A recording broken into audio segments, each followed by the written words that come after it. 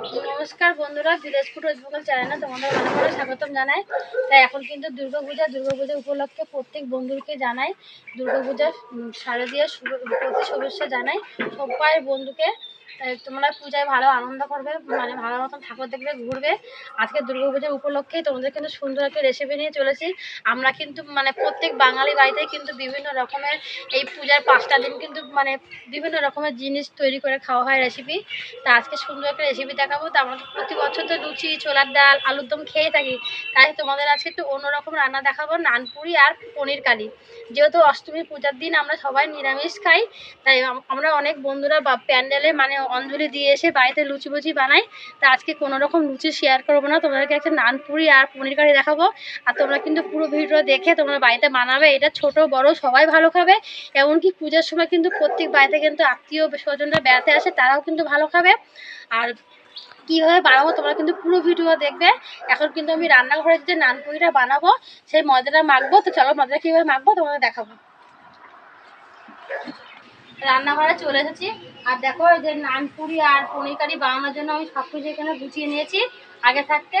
এইবার একটা গামলা নিয়েছি, আর এরকম ময়দা নিয়েছি, তোমাদেরকে দেখাবো কীভাবে মাখতে হবে। একটা আলাদা পাত্র নিয়ে নিয়েছি, এই পাত্রের মধ্যে আমি ময়দা দিয়ে দেবো। এখানে আমার 1 কেজি মতন ময়দা আছে, কিন্তু আমি এখানে 1 কেজি ময়দা দিয়ে তোমাদের করবো।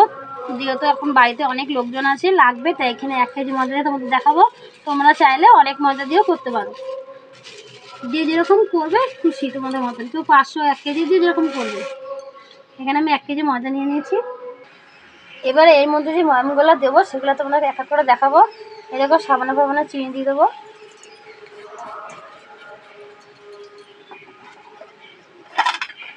নুন দিয়ে দেবো। নুনটা তোমাদের মতন বুঝে দেবে। এখানে আমি 3 চামচ নুন দিয়ে দিলাম, ছোটো চামচে 3 চামচ, যেহেতু এখানে 1 কেজি ময়দা। আর এখানে সাদা তেল দিয়ে দেবো, তেলটা একটু বেশি দেবো, তাহলে ময়ামটা কিন্তু নরম হবে, খেতে ভালো লাগবে। এবার ভালো করে মিশিয়ে নেব, ভালো করে সুন্দর করে মিশাবে, তাহলে যখন নানপুরিটা খাবে ভিতরটা বেশ নরম হবে, খেতে ভালো লাগবে।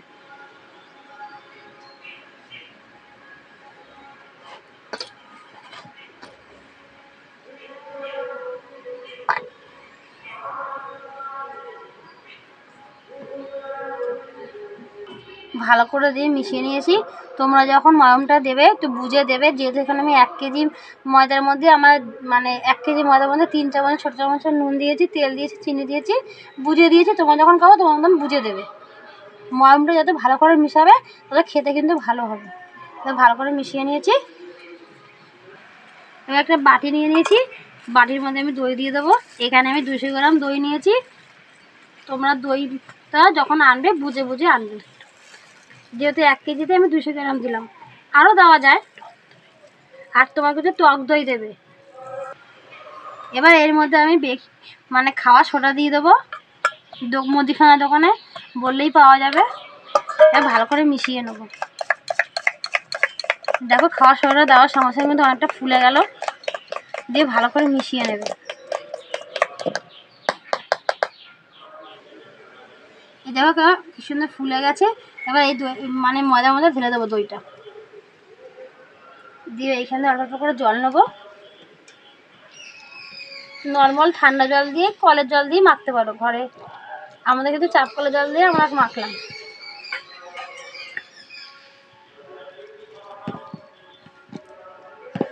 একবারে জল ঢালবে না, অল্প অল্প জল দেবে আর মাখবে, নাহলে আবার বেশি পাতলা হয়ে গেলে আবার অসুবিধা।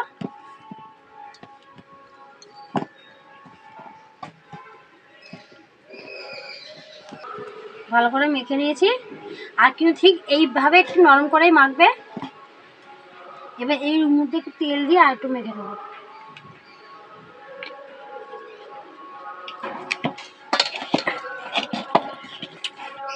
আর যখন মাখবে এরকম হাত দিয়ে আমি ঠেসে ঠেসে মাখবে, তাহলে নানপুরিগুলো খেতে ভালো লাগবে।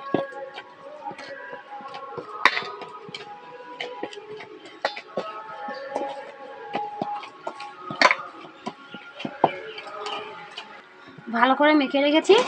এবার এটাকে আমি যেহেতু ওইদিকে আমি তরকারিটা আগে পনির তরকারিটা বানিয়ে নিই, পনির কারিটা, তাই এদিকে একটু ঢাকা দিয়ে রেখে দেবো।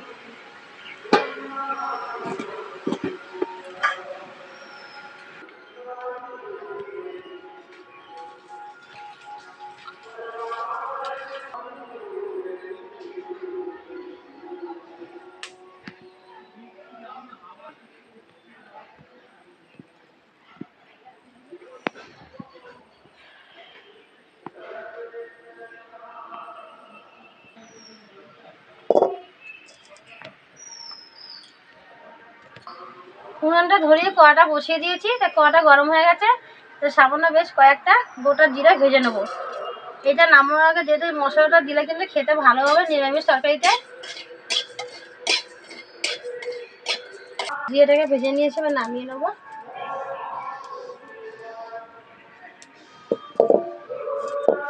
এবার কড়ার মধ্যে সাদা তেল দিয়ে দেবো। এই পনির তরকারিটা তোমরা সর্ষে তেলেও করতে পারো।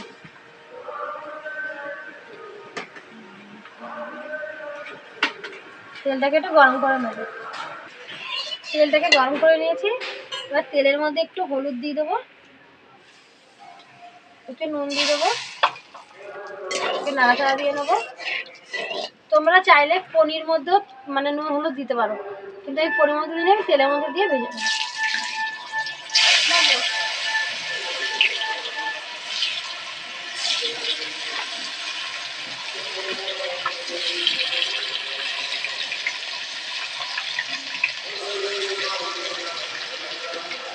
হালকা করে পনিরটাকে ভেজে নেবো।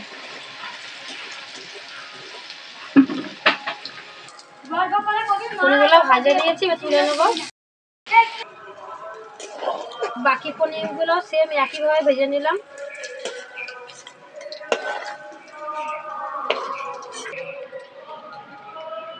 দেখো আলুগুলো কিন্তু আমি আগের দিয়ে কেটে ছুলে রেখেছি, ভালো করে ধুয়ে ঠিক এইভাবে সাইজ করে কাটবে, তবে পনির কারি খেতে ভালো হবে। এবার আলুগুলোও কিন্তু আমি হালকা করে একটু ভেজে নেবো।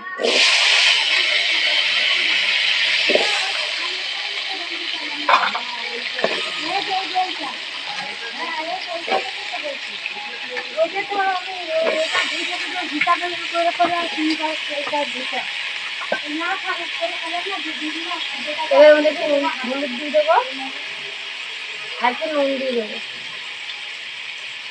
দিয়ে আলুটাকে একটু হালকা করে ভেজে নেবো।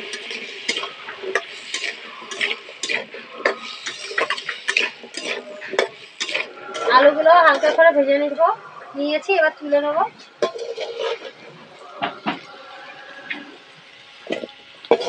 আর ঠিক এইভাবেই ভাজবে।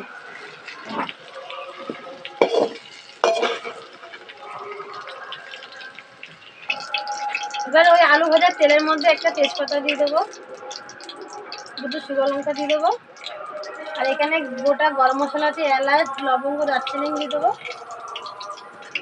আর সামান্য করে গোটা জিরা দিয়ে দেবো। এটা একটু হালকা করে ভেজে নেবো। তোমরা কিন্তু নিরামিষ পনির কারিতে এই মানে ফোড়নটা তোমরা অবশ্যই দেবে, তাহলে কিন্তু খেতে ভালো লাগবে।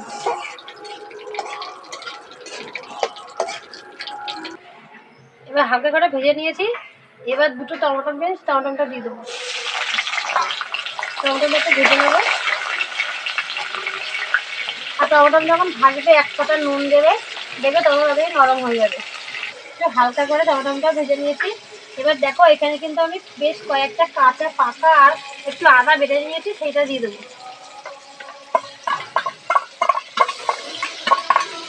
দিয়ে আদা গন্ধটা চলে যাবে, একটু নাড়াচাড়া দিয়ে নেবো। এখানে আদা আর কাঁচা লঙ্কা বাটাটা বেশ কষিয়ে নিয়েছি। এবার এর মধ্যে দিয়ে দেবো জিরের গুঁড়ো, ধনের গুঁড়ো, হলুদ গুঁড়ো। তোমরা তোমার মতন মশলাটা বুঝে দেবে। লাল লঙ্কার গুঁড়ো, যেহেতু এটা কিন্তু কালার আনবে, কিন্তু আমি আদার সাথে কাঁচা লঙ্কা আর পাকা লঙ্কা বেটে দিয়েছি, তাই আমি কিন্তু এটা কোনো ঝাল নেই, কালার আনার জন্য লঙ্কার গুঁড়োটা দিয়ে দেবো। নুন দিয়ে দেবো,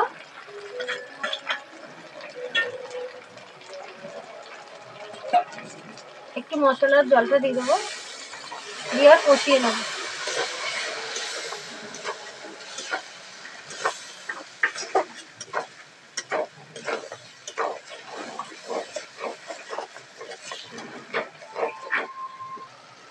মশলাটাকে কষিয়ে নিয়েছি, জলটা টেনে নিয়েছি, একটা তেলটা ছেড়ে দিয়েছে। ঠিক এইভাবে কষাবে, তাহলে কিন্তু নিরামিষ তরকারিটা খেতে ভালো হবে। এটা সম্পূর্ণ কিন্তু নিরামিষ, এটা সবাই খেতে পারবে। যারা মাছ মাংস পেঁয়াজ রসুন খাও না, তারাও কিন্তু এইটা খেতে পারবে রান্না করে। আর আমরা কিন্তু অষ্টমী পূজার দিন কিন্তু সবাই নিরামিষই খেয়ে থাকি। এবার এই মশলাটার সঙ্গে আলুটা আগে দিয়ে ভেজে রেখে সেটা ভালো করে একটু কষিয়ে নেবো।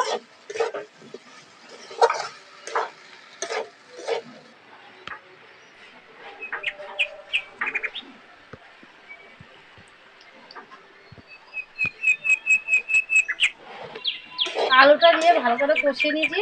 এবার এর মধ্যে জল দিয়ে দেবো। আমি কিন্তু জলটা একটু উষ্ণ উষ্ণ গরম দিয়েছি, তোমরা একটু উষ্ণ উষ্ণ গরম জলটাই দেবে। এবার যে যেরকম খাবে, যে একটু ঝোল খেলে ঝোল করবে, আর একটু গাঢ় করলে জলটা একটু কম দেবে। তাই আমি জলটা একটু কম দিলাম, যেহেতু গ্রেভিটা গাঢ় গাঢ় করবো। এবার কিছুক্ষণ ধরে জাল দিয়ে নেবো। কিছুক্ষণ ধরে জাল দিয়ে নিয়েছি, আর দেখো ঝোলটা কিন্তু অনেক কমে গেছে, গ্রেভিটা বেশ গাঢ় গাঢ় ভাব হয়ে গেছে, আলুটাও সেদ্ধ হয়ে গেছে। এই দেখো, দিয়ে এর মধ্যে ভাজা পনিরগুলো দিয়ে দেবো,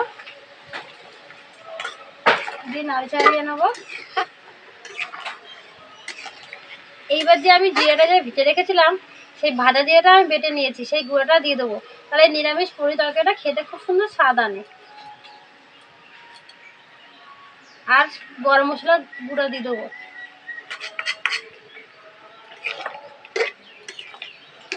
একটু ঘি দিয়ে দেবো, দিয়ে নাড়াচাড়া দিয়ে আর একটু জাল দিয়ে নেবো।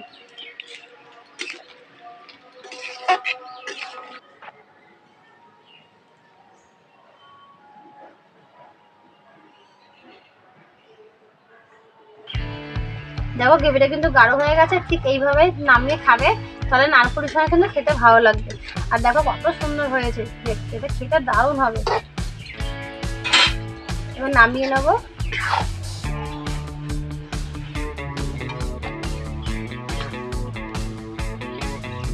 নিরামিষ পনির কারি আর নান করি, অষ্টমীর খাওয়াটা বেশ ভালোই জমে যাবে। তাই বন্ধুরা, তোমাদের কিন্তু আমি অনেক আগে আগে শেয়ার করলাম, যেহেতু এই ভিডিওটা দেখে তোমরা অষ্টমীর দিন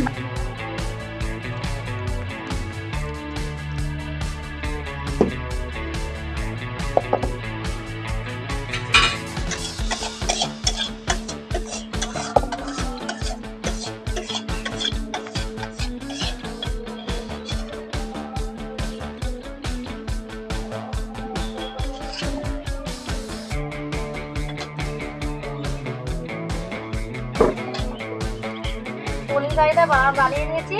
এবার এই দিকটা গুছিয়ে, মানে কড়াইটা ধুয়ে তোমাদেরকে আবার নান করি ভাজাটা দেখাবো। এদিকে যে কারিটা করে নিয়ে দিকে গুছিয়ে নিয়েছি, এবার নান করিগুলো বানাবো। আর দেখো ফুলে কতটা ফুলেছে, আর দেখো ঠিক এইভাবে নরম করেই মাখতে হয় নান করির ময়দাটা।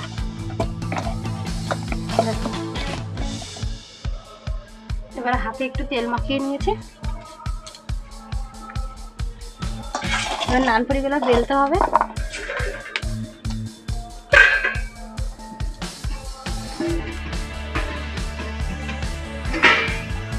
এবার এখান থেকে মিশ্রণটা নেব আর বেলে নেব। আর কিন্তু একটু বেশি বড় বড় করে করতে হয় নানপুরিটা। এবার হাতের সাহায্যে গোল করে নেব। দিয়ে দেখো একটা বাটিতে তেল নিয়েছি, তেলে একটু মাখিয়ে বেলতে সুবিধা হবে।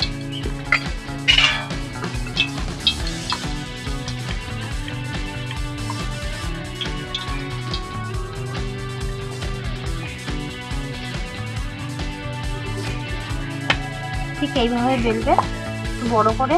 নানপুরি কিন্তু বড় হয় আর মোটা হয়। আর এইদিকে দেখো আমি তেল কিন্তু বসিয়ে দিয়েছি, গরম হচ্ছে, আর এইদিকে আমি বেলে নিচ্ছি।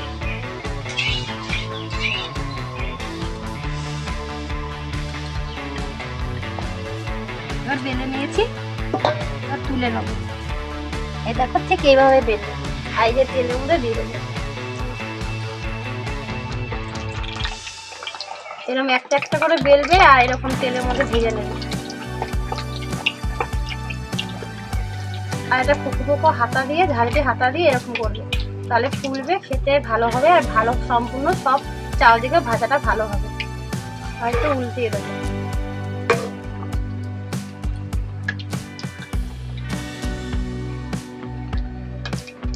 আর দেখো বন্ধুরা কত সুন্দর ফুলছে নানপুরিগুলো। দেখো বন্ধুরা কত সুন্দর ফুলেছে, এটা খেতে দারুণ লাগবে, দারুণ।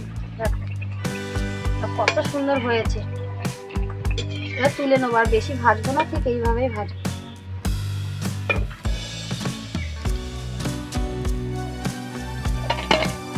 এইভাবে আমি বাকি সেম নানপুরিগুলো ভেজে নেবো। তোমাদেরকে আরো একটা দেখাচ্ছি কিভাবে করতে হবে। এই যে এইখান থেকে নেব। আর যখন তোমরা নেবে একটু বেশি বড় বড় করে নেবে। এই দেখো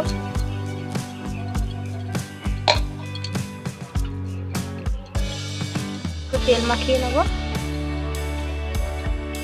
তাহলে কি এই বেলুনিতে ময়দাটা লেগে যাবে না।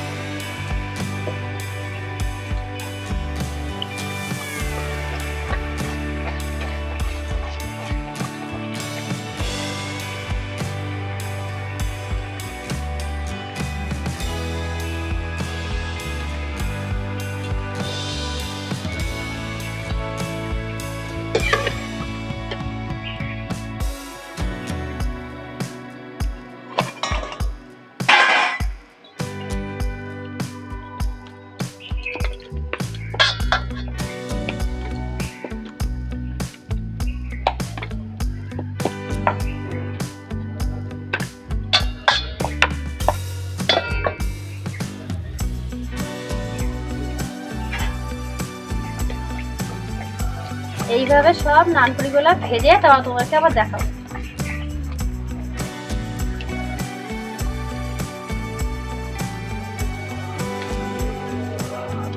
এটা ভাজার মধ্যে তুলে নেবো।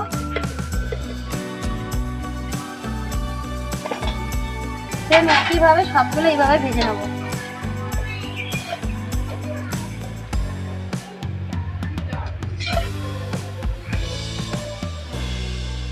সমস্ত নানপুরিগুলো ভেজে নিয়েছি। আর দেখো এক গামলা হয়েছে, কত সুন্দর লাগছে দেখতে, খেতে কিন্তু দারুণ হবে। আর দেখো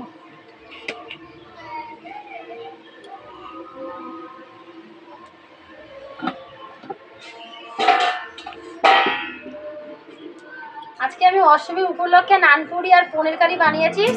আজকে দেখো আমার এই মানে আমার দেওরের মেয়ে আর আমার মেয়ে আজকে খেয়ে বলবে কেমন হয়েছে। আর এই ভিডিওটা কিন্তু আমি অষ্টমী পুজোর আগে শেয়ার করলাম, যেহেতু তোমরা বাড়িতে আগে দিয়ে ভিডিওটা দেখবে, দেখে বাড়িতে বানিয়ে খাবে। এটা ছোট বড় ভীষণ ভালো খাবে, খুব সুন্দর একটা রেসিপি শেয়ার করলাম। এখন আমি ওদেরকে দেবো, ওরা খেয়ে কেমন মানে বলবে কেমন হয়েছে। তোমার পাঠা দেবো নানপুরি একটা, ও বলেছে বন্ধুরা একটা খাবে, একটা দিচ্ছে।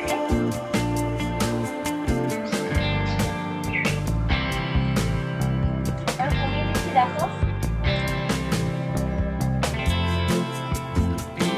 আচ্ছা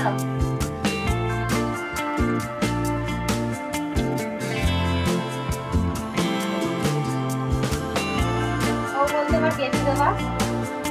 দেখো এবার খেয়ে বলো কেমন হয়েছে।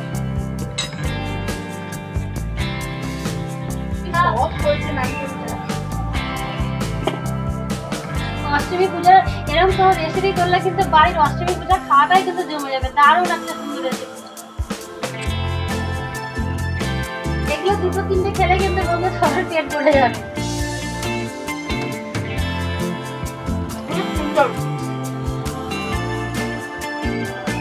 কেমন হয়েছে রে? খাও তুমি।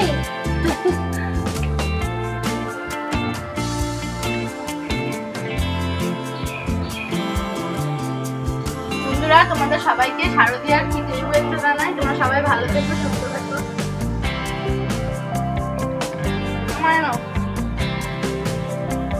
আমাকে একটু খাবার দিল, দারুণ হয়েছে। গরম গরম নানপুরি আর পনিরের তরকারি লাগবে না। আর দেখো ভিতরটা কিন্তু কত সফট, এটা খেতে দারুণ হবে।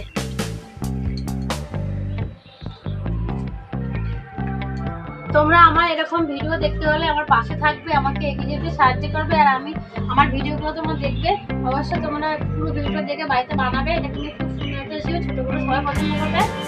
কিছু বলো তোমরা ম্যাডাম।